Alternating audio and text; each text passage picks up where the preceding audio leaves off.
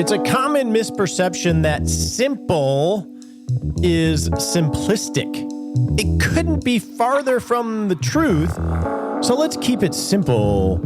Stupid?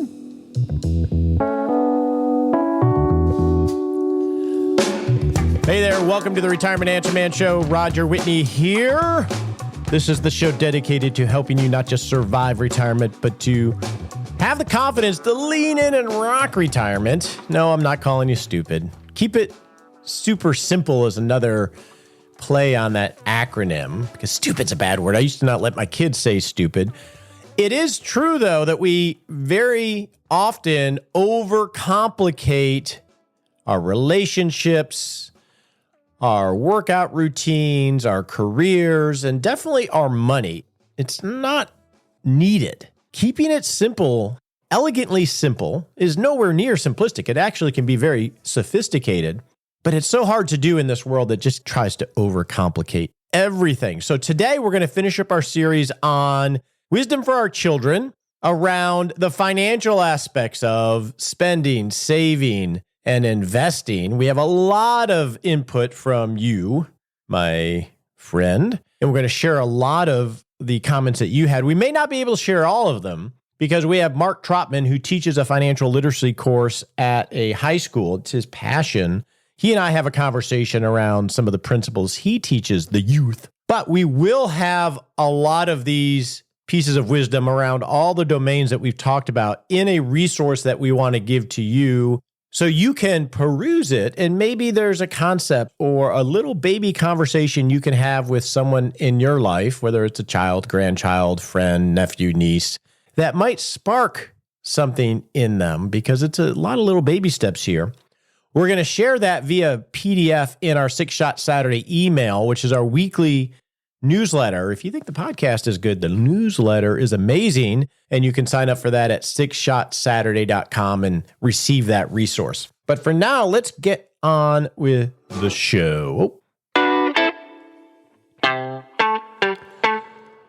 All right. Starting tomorrow, October 26th, is open enrollment for the Rock Retirement Club. It will be open for new members. We're bringing in a cohort until November 1st. And this is your chance to get all of the resources and education to very quickly build your retirement plan of record, which is the foundation for having confidence in your plan. And you're going to have all the resources surrounding you to not just simply create that plan, but then have confidence and learn to make adjustments as life unfolds.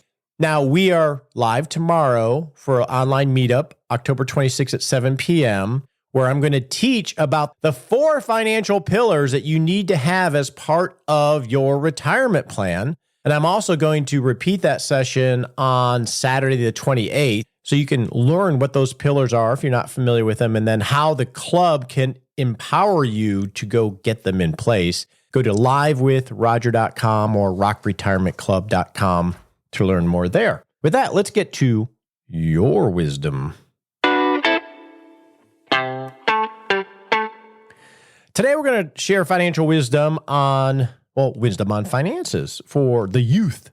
And I'm just going to read some of the ones that I highlighted from the many that you all shared. And this is this is the motto of the club, unofficially of the show, is walk with the wise and become wise. One of the ways that you and I, can rock retirement is being around people that actually want to do that can support us and give us resources and encourage us, and we can do the same for them. That is a critical component of it.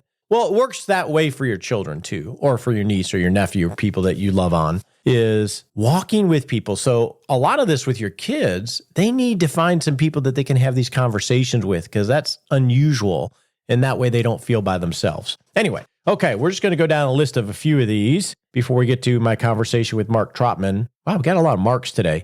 First one is from Mark Ross, coach in the show. Mark says, learn to build wealth over time. Start early, start small, be persistent.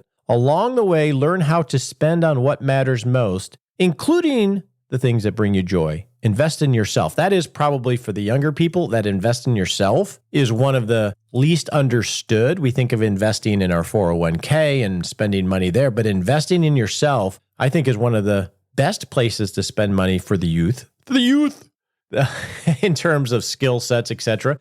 Troy, the financial planner that we hired, he's 29. We were having a conversation about this the other day, and an area that he needs to invest in himself, and we'll likely do the investment with him because we're investing in him, is presentation. We talked about Toastmasters and other programs where that kind of skill, the return on investment of that could be huge for someone that's younger. So that invest in yourself, Mark, I think is a critical one. Okay, mark number 2, different mark. Beware of temporal discounting. He says that's the tendency to value rewards less as they become more distant in time. Very true, human nature. Stay disciplined, contributing to your retirement account. Increase your savings every time you get a raise. Never interrupt the miracle of compound returns.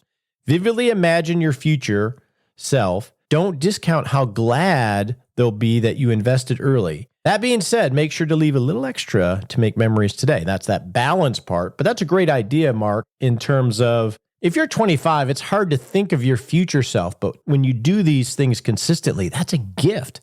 Talk to that person. If your name is Sally, talk to 45-year-old Sally if you're 25 and say, what would Sally tell me? What would she be happy that I did? That's a great idea. Next one is from Susie and Wolf. I like this one. A budget is your only friend that will tell you the truth about how much money you should really spend on any given category. Love that, Susie and Wolf, on a budget. A budget's not going to lie to you. It's not going to placate you. It's not going to try to make you feel good. It's a reflection, ultimately, of what you value, where you're spending your money. I think of a net worth that way as well, Susie and Wolf, in that when you build a net worth and do that systematically, and I think that's going to be one of the pieces of wisdom. That's one reason why I love the net worth statement. A budget will do that too. It's going to show you where you're spending your money.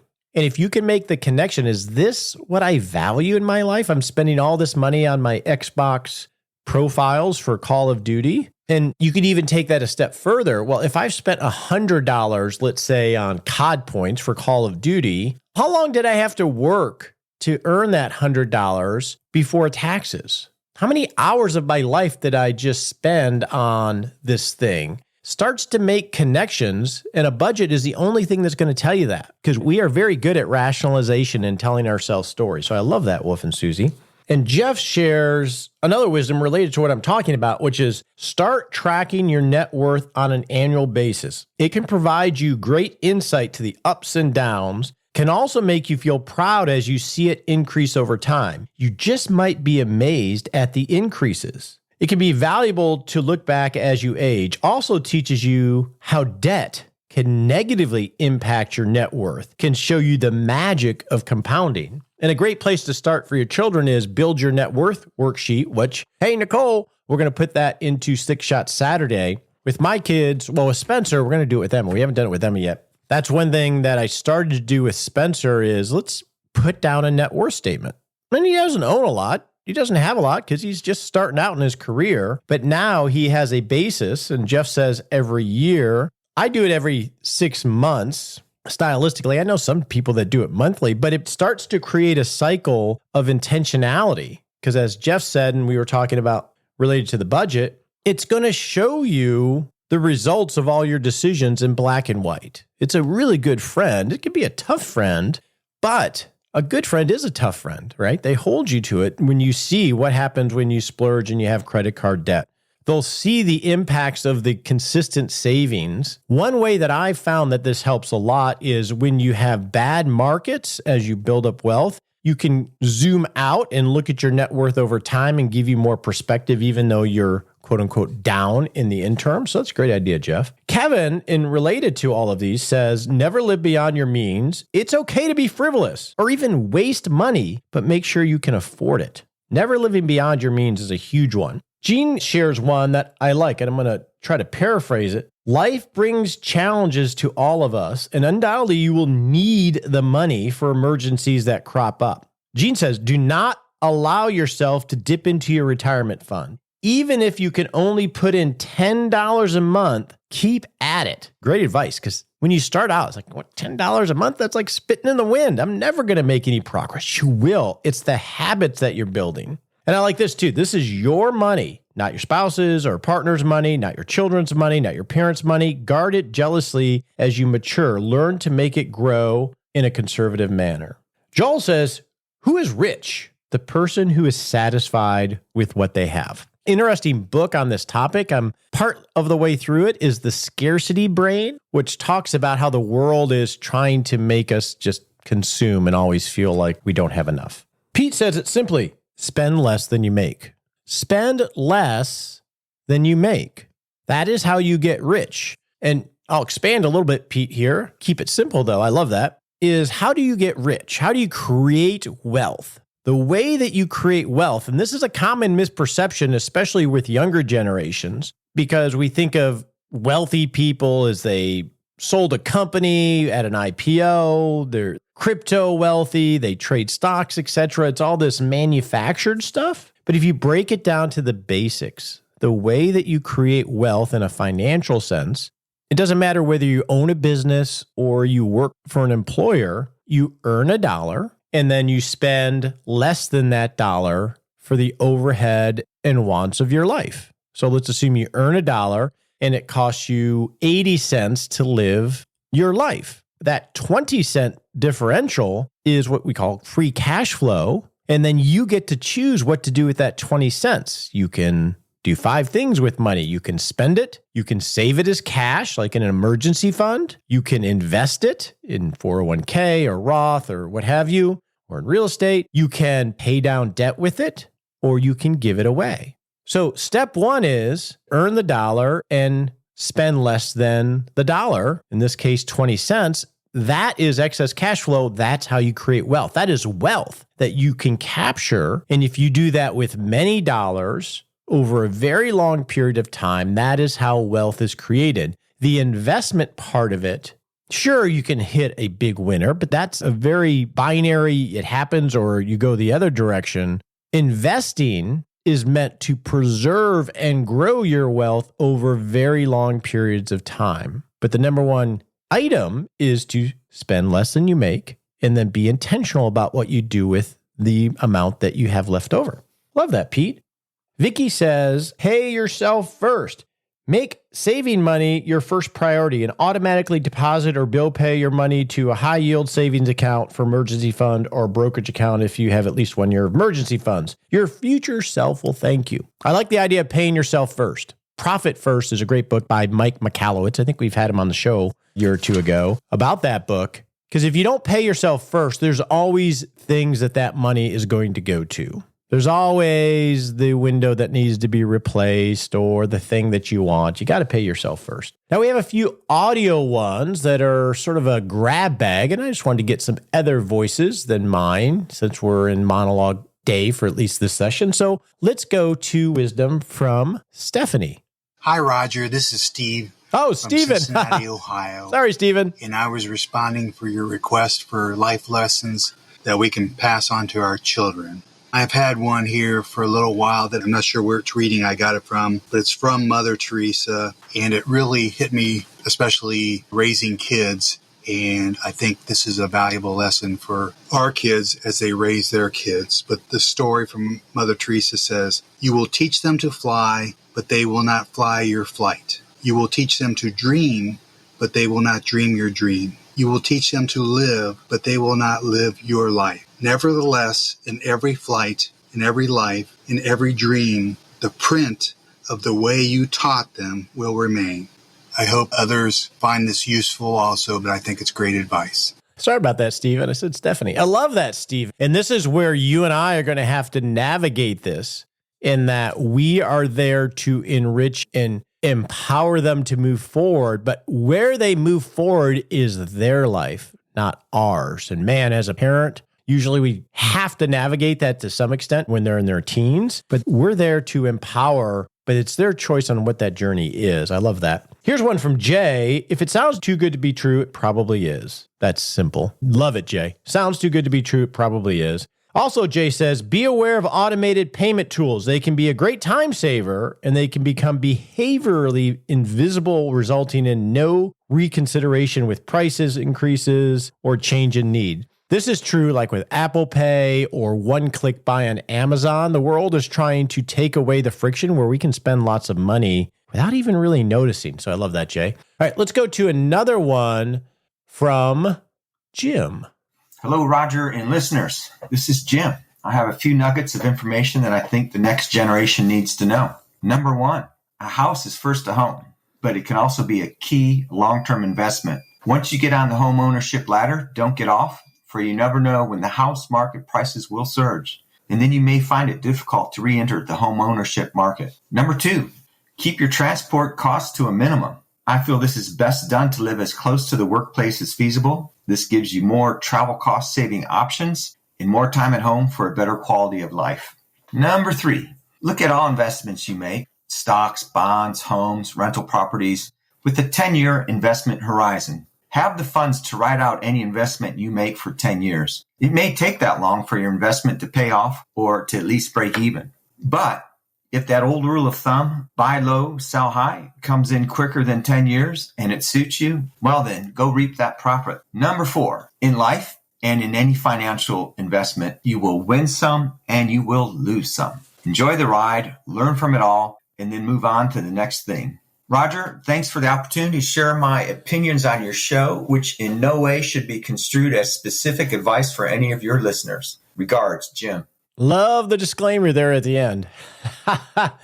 One thing I'll say about the house ownership part, Jim, from my experience, especially as you start to build success, like I see my son who's been thinking about buying a pickup truck, although he has a paid-for car. It's been interesting to see him navigate that, and he's actually holding back. I'm surprised he hadn't bought one.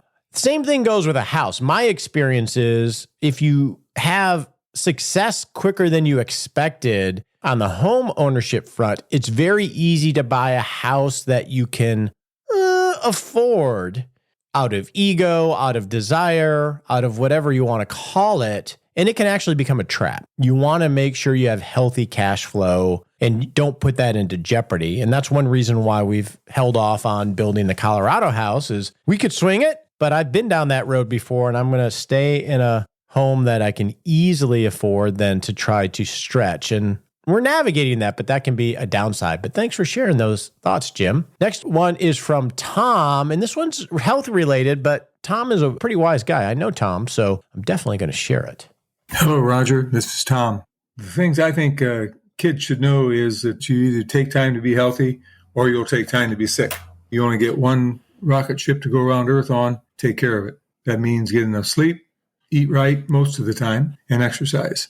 Obesity is a robber. It'll rob you of life from your years and years from your life. And although it's a struggle for all of us, it's really difficult for some, but it's worth the battle. And I think another thing is you want to ask yourself, what do you want to be doing in 5 or 10 or 20 years? And what are you doing to make sure you can do those things? The next thing I would think is the golden rule. I think you treat other people the way you would like for them to treat you, and it makes life go a lot easier for all of us. Don't spend more than you can afford. Obviously, some being able to do things in the future means you're going to be able to afford to do them, so that's very important. And when things get tough, and they will for most of us, it's nice to have faith to fall back on. So think about that and develop that as you go along with your own life and with those of your relationships. And that's it. Thanks. Thanks for the wisdom, Tom. You are one to listen to. Our next comment comes from Mid-American Mom. And I had a chuckle as she put a little bit of a promo for a forum that she moderates. I'm not familiar with it, but I get it. So let's listen to Mid-America Mom.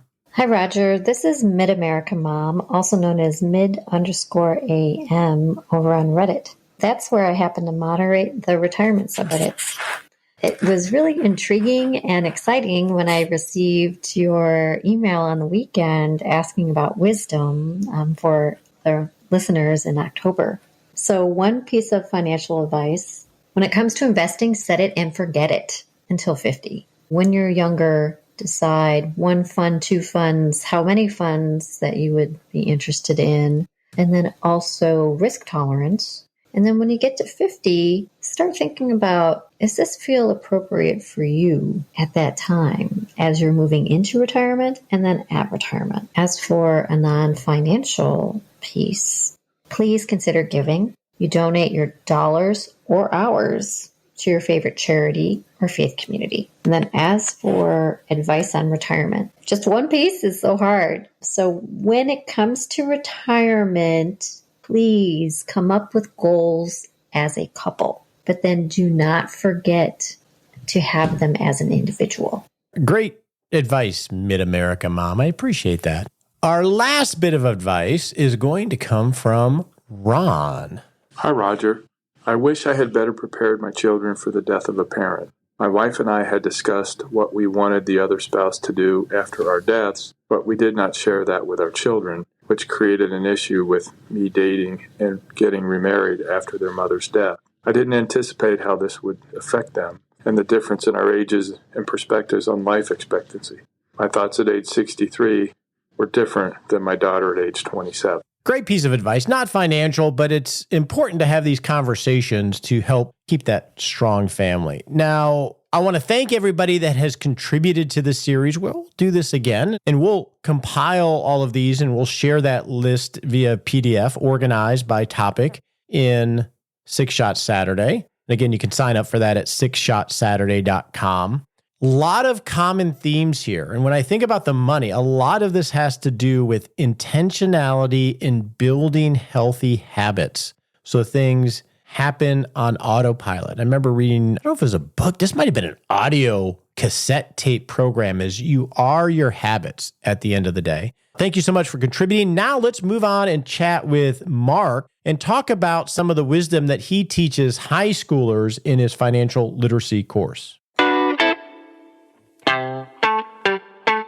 So to help me help you think about how to save and invest, I wanted to bring on a good friend of mine, Mark TROTMAN. Hi, Mark. Hi, how are you? Mark is a certified financial planner, not practicing. He's a retired finance guy, but never actually was a CFP in real life. In retired life, he has a passion for helping the younger generation understand basic financial concepts so they can master the money game and hopefully create a better life. And I know you've done a lot of work with your daughter and you teach a class at high school, right? That's correct. Yes, I've been doing that for about 7 years now. So this at is the high school, so teaching my daughter for 23 years because she's 23. Yeah. And I've met your daughter on the cruise and she's a sharp money lady. So when it comes to saving and investing, what are the 2 or 3 key things that we need to understand? Well, certainly you need to save in order to invest, right? And then the compounding aspect is the biggest lever you have, and age is your biggest benefit because you have a longer runway. So that's why I really enjoy teaching the high school students, especially seniors, because they're getting ready to go out into the real world. Many of them have jobs, so they have the ability to save. And as a result of having a job, they have the ability to even invest in things like a Roth IRA, which I'm sure we'll touch on at some point. But just the concept of compounding and how it works, I think a lot of people have maybe heard the concept, but don't really see it in action. So I sometimes will use an example of a penny that doubles every day versus $1 million. And which would you rather have at the end of a month? And long story short, the penny takes a long time to build, but over the course of that month becomes well over $1 million. But most of it occurs at the end. It makes me think of Einstein, who said compound interest is the 8th wonder of the world. But the add-on to that we usually don't quote is, he who understands it earns it. He who doesn't pays it. Compounding is a very important concept. So go through a simple example of compounding and how this can be harnessed for someone that's trying to build wealth for their future.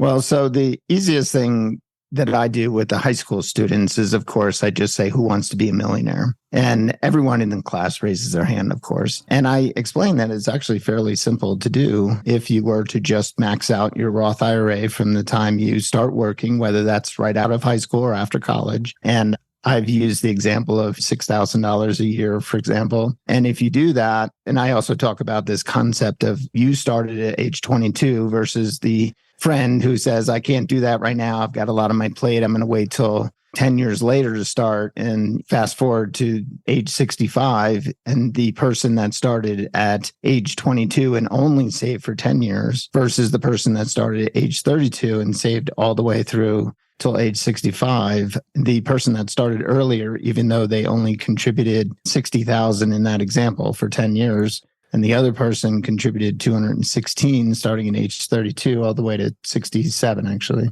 The person that started earlier has about $2.1 million using a 9% compounding, which is the historical rate of return of equities. So, or really a 70-30 portfolio, but that's just a hypothetical number. Of course, it's not guaranteed, but the 32-year-old has 1.4 million. So even though the person started later and saved a lot more, the earlier person kind of won the game by starting so early. And that's just the effect of compounding. And of course, I explained to them that you're not going to be the one that stops. And if you continue, it becomes well over 3 million. So this is the idea of earning money on your money and then earning money on the money that you earned, compounding over time. That is sort of a mind bend when you look at that example. Someone that saved 60 grand over 10 years versus someone that saved a couple 100,000 over 30 years, but started later is going to have less money. Yeah. Can you go through very briefly the penny example? Because I think this idea of compounding is a critical one for anybody that wants to build wealth to understand.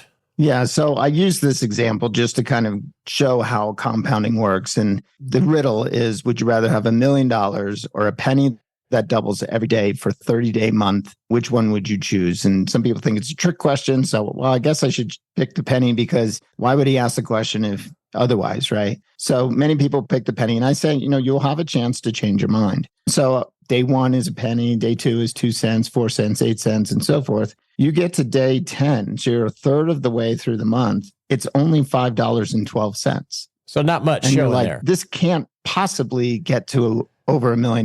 Maybe I'll switch. Maybe I'll go to $1 million.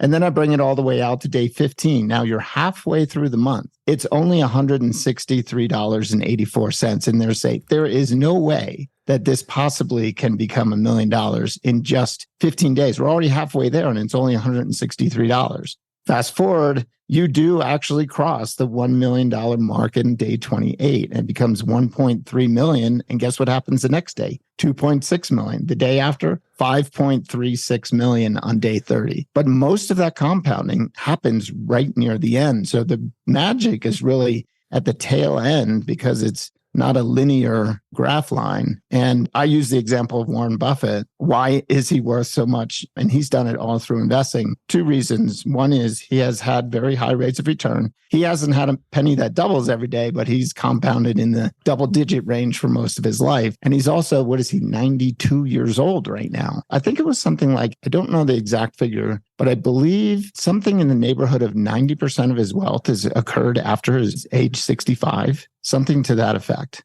And it's because of that kind of tail end experience in the compounding curve. And this is the power of compounding, but also the hindrance of it in terms of behaviorally. Because like you said, you're 15 days into that penny compounding, and it doesn't look like much. You feel a little bit like a schmuck. I should have just took the $1 million.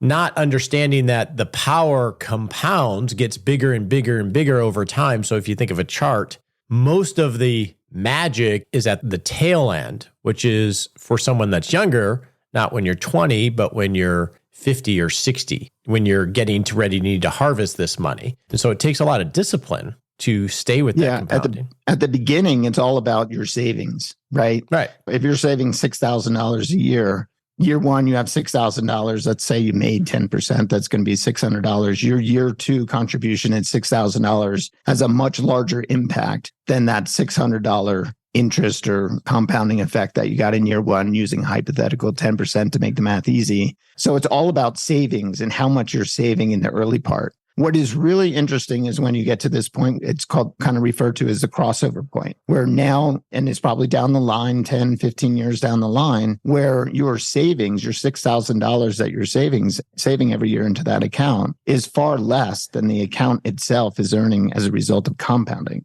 And that's where you start to realize, wow, now compounding is taking over all the heavy lifting. And the savings is still important, but it's not as contributory as the compounding effect. So compounding for someone that's younger is critical in investing. And you could argue that compounding is critical for lots of different things, for health choices, for relationships, etc. Those things compound as well, sometimes in a negative trajectory and sometimes in the positive. So compounding is something that as a younger person, you got to harvest. So let's go on to a second concept. That's a huge one, compounding and the consistency. Can I just interject one thing? Because Yeah. a lot of people don't think about this. If you have a lot of credit card balances, compounding works in the opposite direction. Perfect example.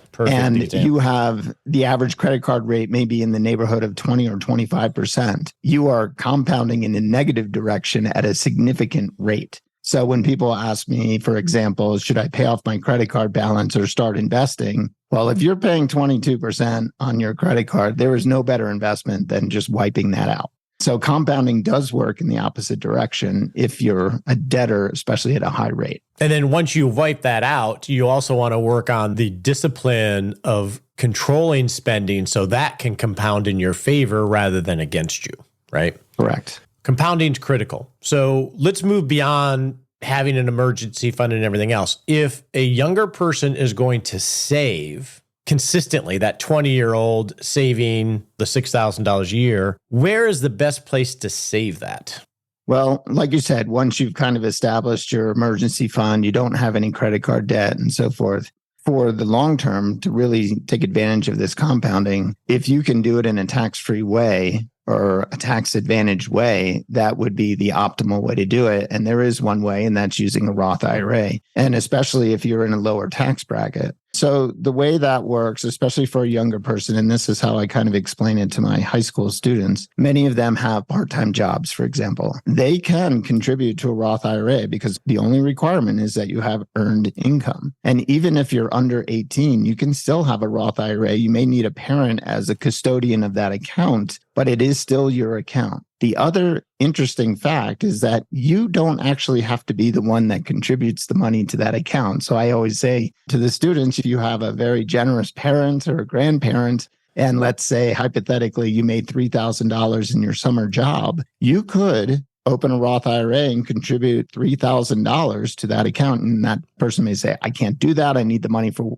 whatever. Well, your parent or grandparent could actually fund that account to the extent of your earned income, or $6,000 would be the maximum you could put in if you made more than $6,000, or actually $6,500, I believe it is this year. And then that compounds tax-free. And you're not getting a tax advantage for putting the money in, but most likely you're effectively at a 0% tax bracket anyway because you're earning less than the standard deduction. So this is a perfect opportunity to fund a long-term account. Now, the other advantage of a Roth IRA versus traditional, and the traditional wouldn't make sense for somebody in a very low or no tax bracket to begin with, is that those contributions are fully accessible. So you can take out your contributions at any time, penalty and tax-free. So I say it's not, because a lot of young people are like, I don't want to save for retirement. I don't want to put that money away, never be able to touch it again until I'm 59 and a half. And I say, well, technically you can get access to those contributions at any time. So don't be afraid to make that contribution. Of course, try to avoid taking it out, but just know that if you really need it, it is accessible.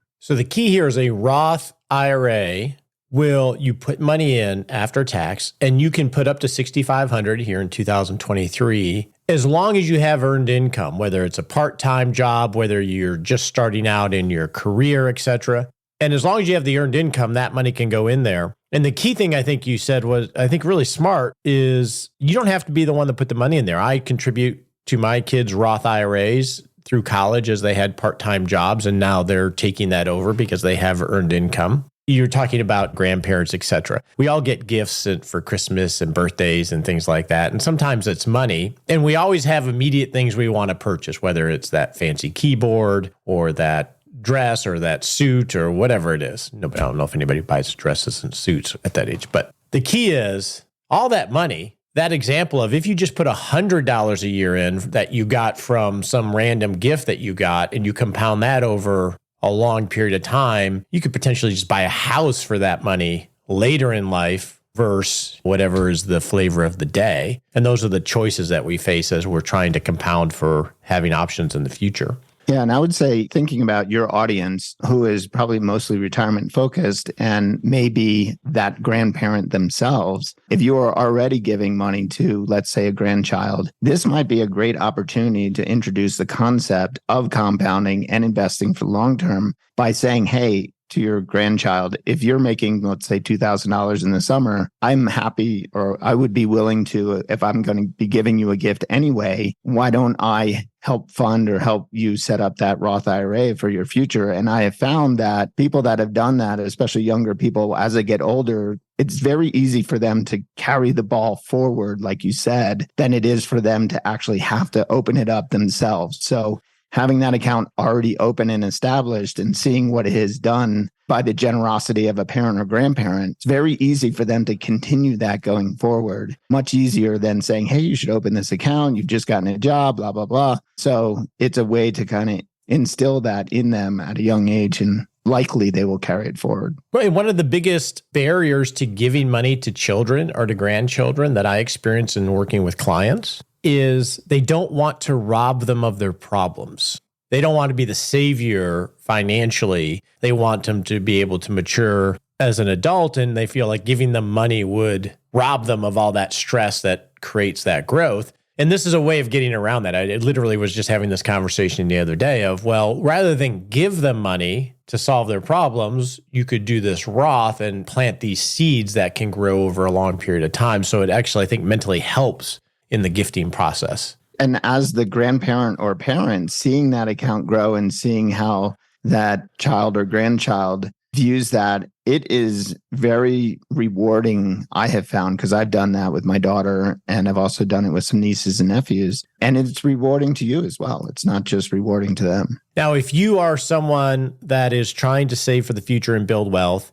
and we're throwing out $6,500 could go into a Roth, you may be like, I can't afford that. I have my car payment. I'm just starting out. I have rents and apartments and such are high. Remember compounding. If it's $50 a month that you set on autopilot, that compounded over 30, 40 years will make a difference, even though it feels like it's a waste of time potentially because it doesn't seem like enough. It doesn't really matter what it is. It's part of building that habit and the fact that the compounding is more important than the amount, given the time frame that you're looking at. Yeah, and the way I also explain it too, we talk about savings and savings rates and so forth in the class, and I kind of throw out this idea of try to save at least 20% of everything you earn, and that will set you up pretty well for life going forward. And that $6,500 is 15% of a $43,000 salary. And $43,000 may sound like a lot, but knowing the salaries of a lot of kids that are coming out of college right now, they're making 40 plus. I've seen even almost 100 in some cases. So that 6,500 is not really as much of a challenge as you might think, especially if you do it right when you start, because it's very hard to kind of go back and rewind your expenses once they're established. But once you first start your job, that let's say you're in college or high school and you're making a couple $1,000s in the summer, and all of a sudden you come out of school and you're making $40,000 or $50,000, at that point, save 15, 20% is very easy, because even net of that, you're making far more than before. So I find it the easiest time to really set decent savings rate is when you have these adjustments in life of income, one of which would be your first job or anything like a major raise or promotion or something like that. Those are the easiest times to make those savings rate adjustments. And this goes to compounding of habits. We're used to, if you earn $1, taxes are taken out right away. Let's just round it to 10% just for Social Security. I know it's a little less, but we'll round it to that. You're used to not getting that 10% because it happens automatically and you never see it. The concept here is get used to whether it's 10 or 20% going to savings that you never see, and you naturally will adjust to that.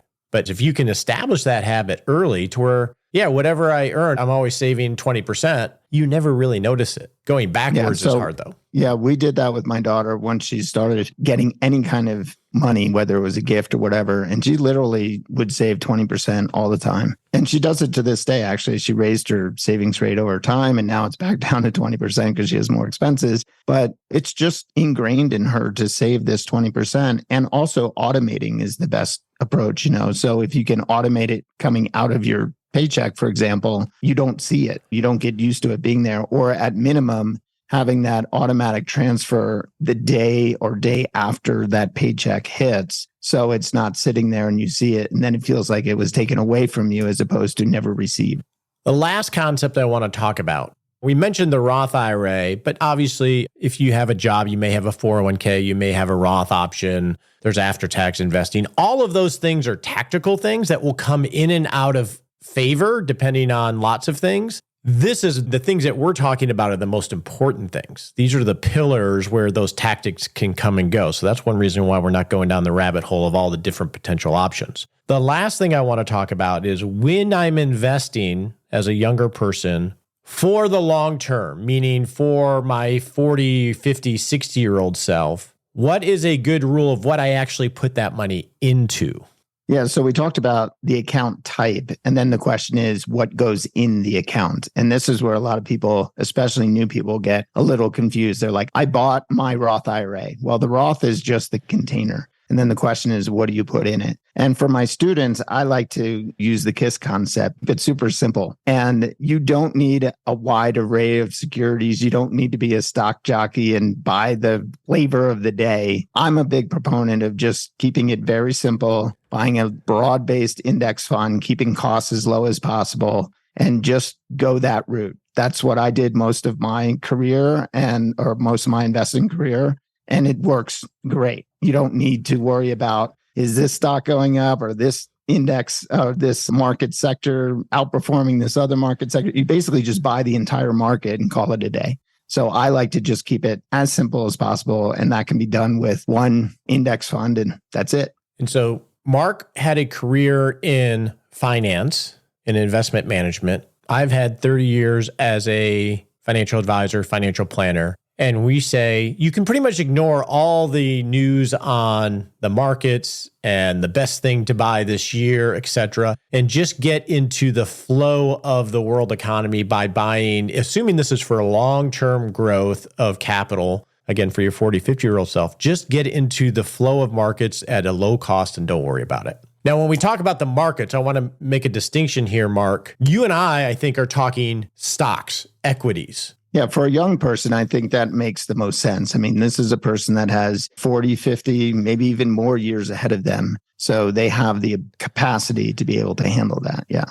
And so that can be scary if you look at markets day to day and see headline news of the world's coming to an end, stocks are going into a bear market. Obviously, last year was a horrible market. And that may mean that a younger person will put their dollar in, and that dollar could be cut in half or at least cut by a third in the next year. That can be disconcerting when they've saved that money. Why would they not put it into just a savings account instead? Well, it's just really because of the rates of return historically, right? And of course, you can't assume that rates historical will be the same rates going forward, but history is the best guide we have. And, right now you can get a savings rate of 5%, which is much higher than it was a couple of years ago, it was basically zero. And stocks over the long term had much higher rates of return. And again, the name of the game in compounding is time and rate of return and the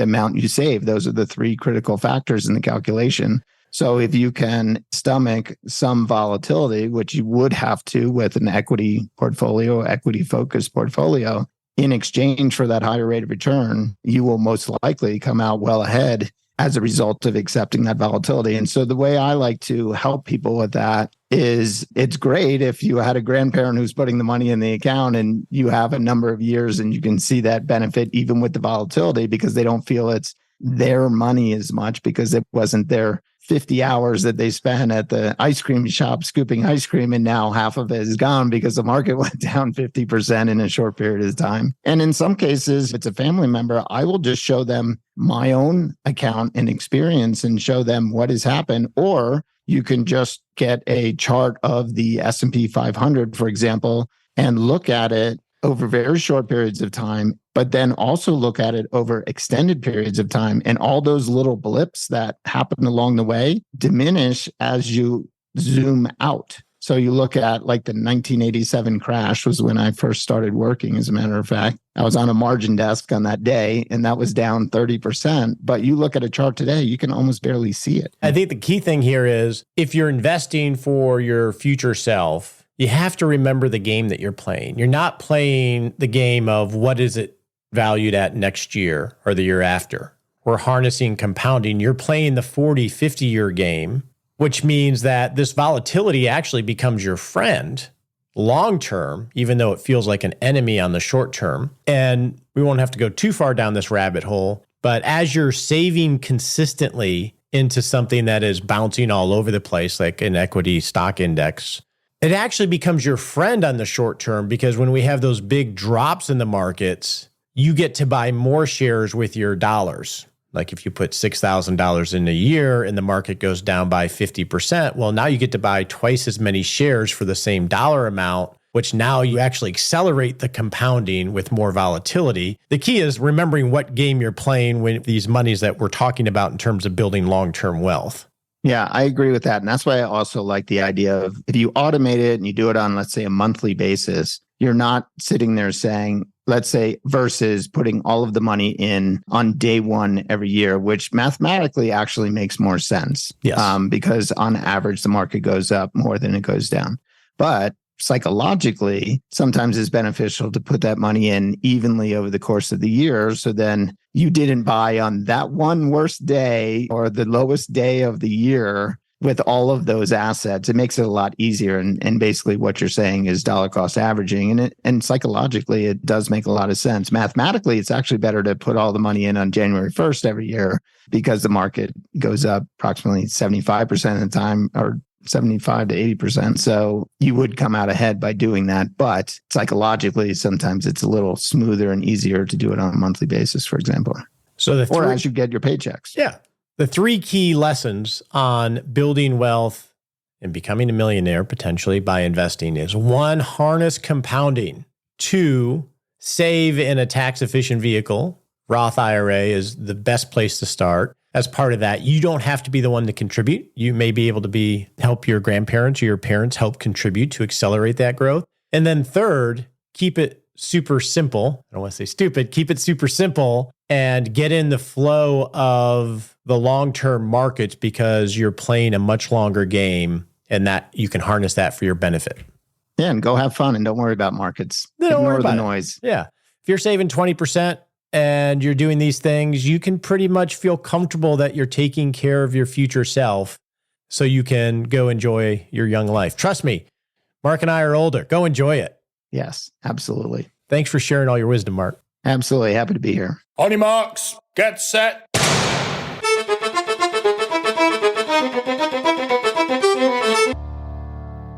And we're off to take a little baby step we can take in the next 7 days to not just rock retirement, but rock life. Rock life. Okay, we're coming up to the holidays, and we've had a ton of book recommendations for ourselves, but also for younger people, the youth. So I want to challenge you from a gifting standpoint. I'm going to boil it down to 3 potential books that you can give your children or a younger person that is easily consumable, but has wisdom around a lot of the stuff that we talk about. A lot of great books on financial literacy. Let's start there. I'm going to recommend the first book, which is called Stacked, Your Super Serious Guide to Modern Money Management by Emily Guy Birkin and Joel Saul-Sehy. We've had Joe on the show when the book launched. Joe has a very approachable, non-intimidating way, an engaging way to talk about a very holistic subject around life insurance and healthcare and investing. And what I really like about this book, especially for younger folk, is it's very approachable. It's not intimidating. You're not going to have any crazy charts. And he runs it like a Boy Scout or a Girl Scout where you get badges. So he gamifies it, Emily and Joe do. So that would be my number one recommendation around financial literacy for someone that's younger than us, that's maybe a little bit intimidated by it. Another on the financial side would be J.L. Collins's The Simple Path to Wealth, Your Road to Financial Independence and a Rich, Free Life. I'm reviewing that with my kids as well. Okay, on the non-financial side, I guess I'll give you 2 on the non-financial side. My number 1 recommendation would be Arete by Brian Johnson, the creator of the Heroic Training Platform. Activate Your Heroic Potential. Here's why I would recommend the book. 1 is I have a great respect for Brian. He is the real deal. He lives what he does.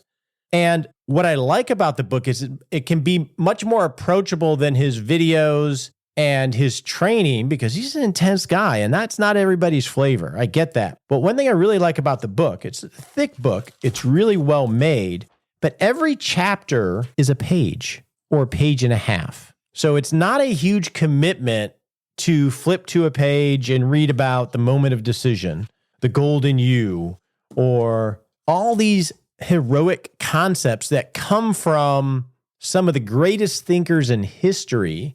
It's a really simple book to read. And it's very similar to the second book that I was going to suggest, which is The Daily Stoic by Ryan Holiday. Again, literally daily reading of a piece of ancient wisdom and a little bit of commentary from Ryan Holiday. Both of these books are amazing. I would lean towards the heroic book.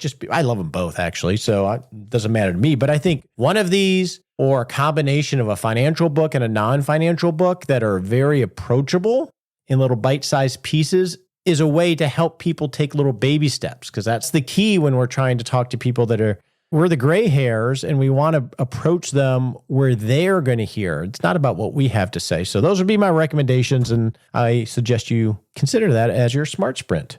All